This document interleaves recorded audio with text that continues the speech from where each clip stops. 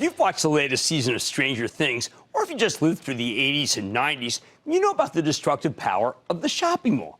All over the country, mom-and-pop stores were wiped out, replaced by national chains located in the mall. Now, for a while, those retail stocks did pretty well. But then along came the internet. Suddenly, Amazon's putting mall-based stores out of business the same way that those stores crushed the mom-and-pop operators. We know that there are a handful of chains that have to defy Amazon, and they're the ones with stocks that rallied yesterday. I talked to you about that as part of a delayed response to that amazing Friday employment number. And there I'm talking about the likes of Costco, Walmart. Also, let's throw in Target, by the way, Home Depot. Target, because I think that actually represents good value. You're down a little bit today. However, there's a new group of more niche players that I think are beginning to give Amazon a run for the mindshare money. I want you to think about Etsy, Lululemon, Pinterest. Remember, we spent some time out there with them, and Stitch Fix, which I'm getting to know. So tonight we're going off the charts with the help of Tim Collins. He's a brilliant technician. He's my colleague at realmoney.com. Get a better read on these 4 names, because you're going to hear more and more about them over time, because I think they're going to just get bigger and bigger. Let's take them one by one. Let's start with the daily chart of Etsy. That's the online marketplace for all sorts of handcrafted goods. I believe in this Brooklyn-based company because when Amazon went after them with their own handicraft platform, well, guess what? Amazon failed. Etsy didn't skip a beat. As a matter of fact, it got stronger. The stock exploded higher today, up nearly $3, as the company rolled out free shipping for orders above $35. But what about the chart? Okay, Collins points out that Etsy's been stuck in a rut for the past 4 months. You can see that, right? Kind of doing nothing. The thing is, there's a good reason for that. Stock's up more than 40% for the year, thanks to a monster move in the month of February. Collins thinks that Etsy's been trading sideways to digest those gains. And a stock that's spent 4 months consolidating, you've got to think about this consolidation as a coiled spring, which is how you get the kind of magnificent rally we had today on really very little news. Now, even after the stock caught fire this morning, Etsy's still stuck in the same pattern. It's called an ascending triangle formation. The floor of support at around 61, that's the hypotenuse. The ceiling of resistance at 70 is the base.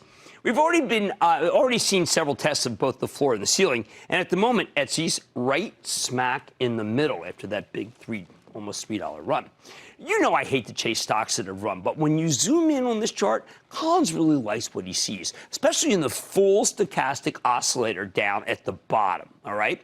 That's an important momentum indicator that tells you when a stock is overbought or oversold. When it comes to Etsy, the stochastics just made what we call a bullish crossover, and that's where the black line goes above the red one, and that is a very bullish signal that we have learned time and again been a great way to try to predict moves. According to Collins, the last few times this happened, the stock had already rallied about 10% going into the crossover. This time, Etsy's rallied like around 5% going into the cross. That's why I think the stock has more upside, although it might take a couple of tries before it can break out above the ceiling at 70.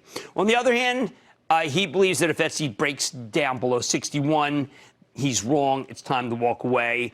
I think this is a great stock. I'm sure there are people out there who say, wait a second, Jim, Head and Shoulders.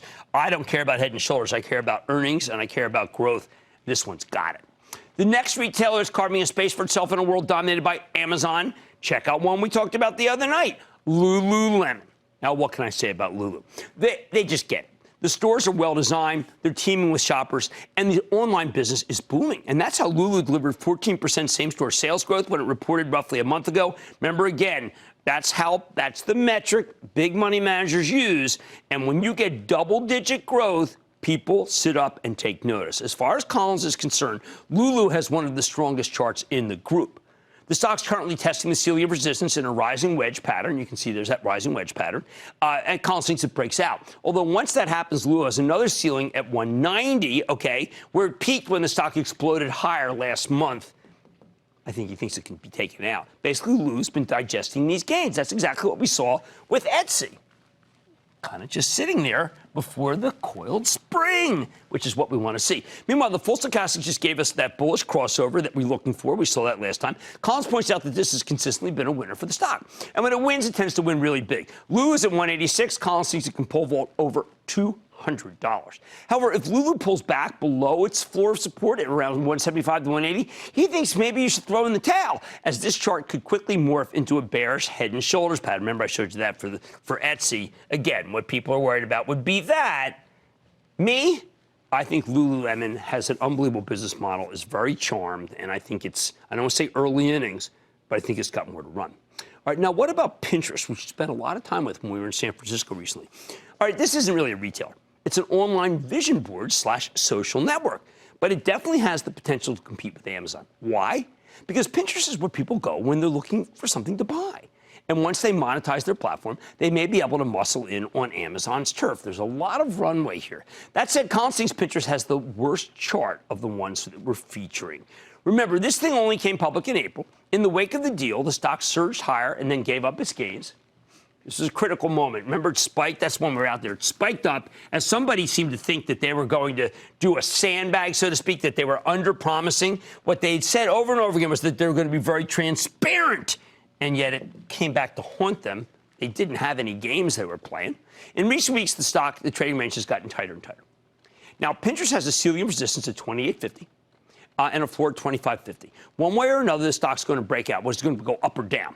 Collins points out that the full stochastics is the one thing it's got going for it. The familiar bullish crossover earlier this week.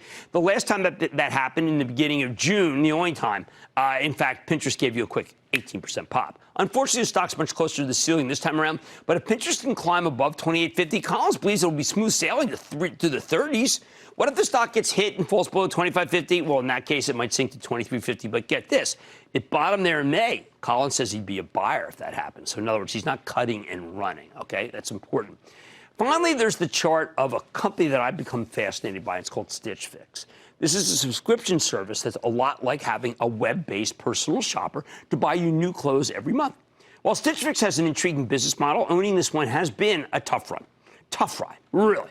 The stock got obliterated late last year, and then after kicking off 2019 with a nice rebound, the darn thing got hammered then from late March through May. I mean, look at this.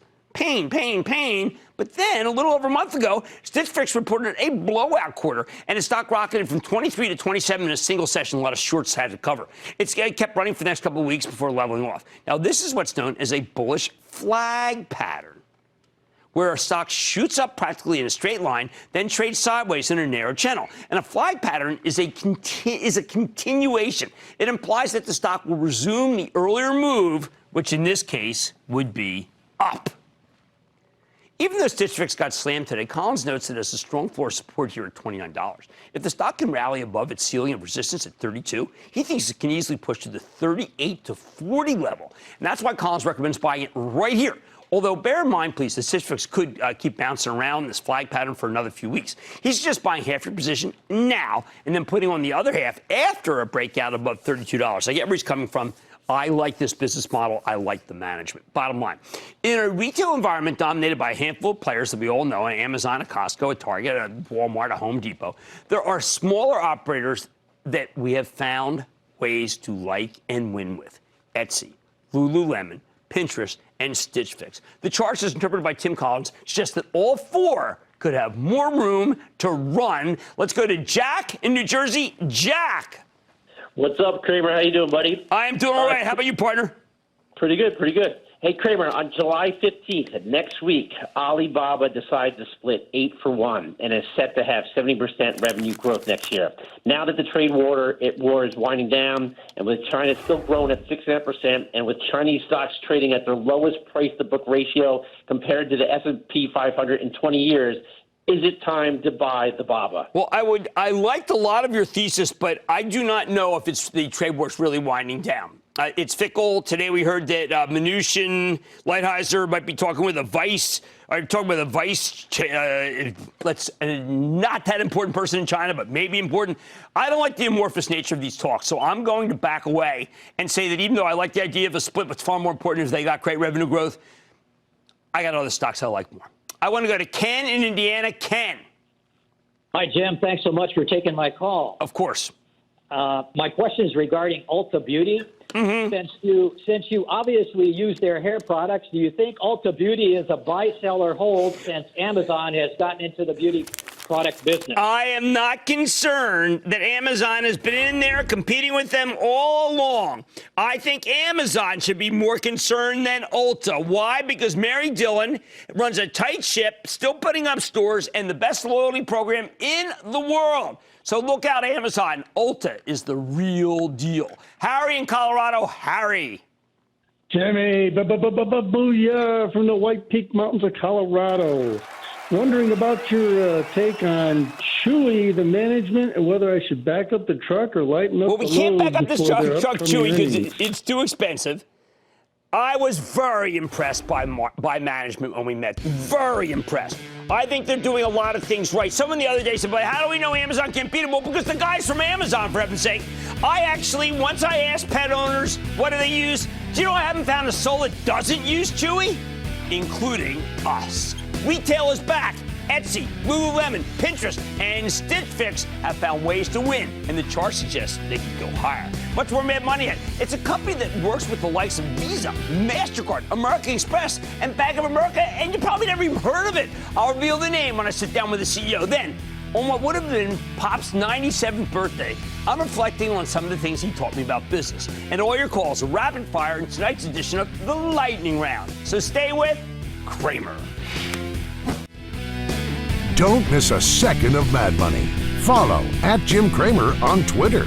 Have a question? Tweet Cramer. #MadTweets. Send Jim an email to madmoney@cnbc.com or give us a call at 1-800-743-CNBC. Miss something? Head to madmoney.cnbc.com.